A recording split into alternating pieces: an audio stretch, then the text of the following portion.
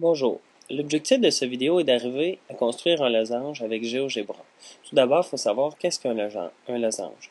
Un losange est une figure, en fait un quadrilatère, euh, qui possède deux côtés consécutifs congrus, donc de même longueur. Alors, on peut donc déduire que, évidemment, on n'aura pas le choix, les quatre côtés du losange seront de même longueur. Alors, comment on peut arriver à avoir une figure dont les quatre côtés sont de la même longueur? Alors, c'est quand même un défi qu'on va tenter de relever. Alors, tout d'abord, on va utiliser l'outil cercle, centre et point. Alors, on clique une première fois pour trouver le centre d'un cercle et ensuite, on va cliquer une deuxième fois quand on a trouvé la longueur du cercle qui nous convient. Ensuite, on va utiliser l'outil droite. Donc, on va créer une droite qui passe par le point A et le point B. Ensuite, on va se créer une nouvelle droite qui, cette fois-ci, va être perpendiculaire à la droite qu'on vient de créer et qui passe par le point A.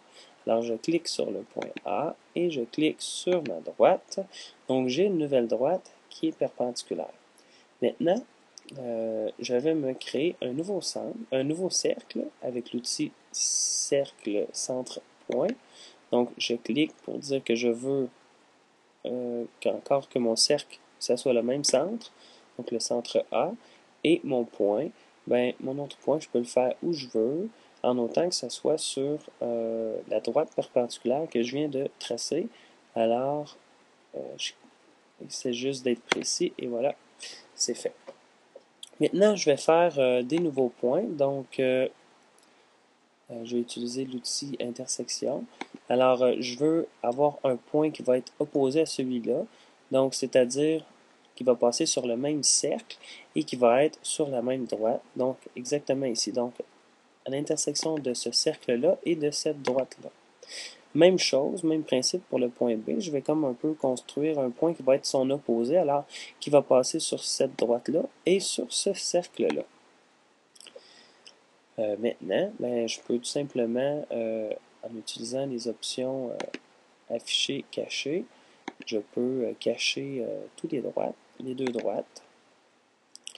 Je peux cacher aussi les deux cercles. Il me reste mes 4 points plus le centre de mon losange. Donc, avec l'outil polygone, je peux venir tracer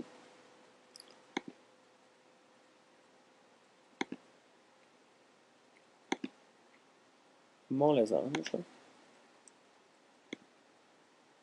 Juste ici, comme ça. Et maintenant, peu importe de quelle façon je déplace mes points, ma figure a toujours les quatre côtés de même longueur.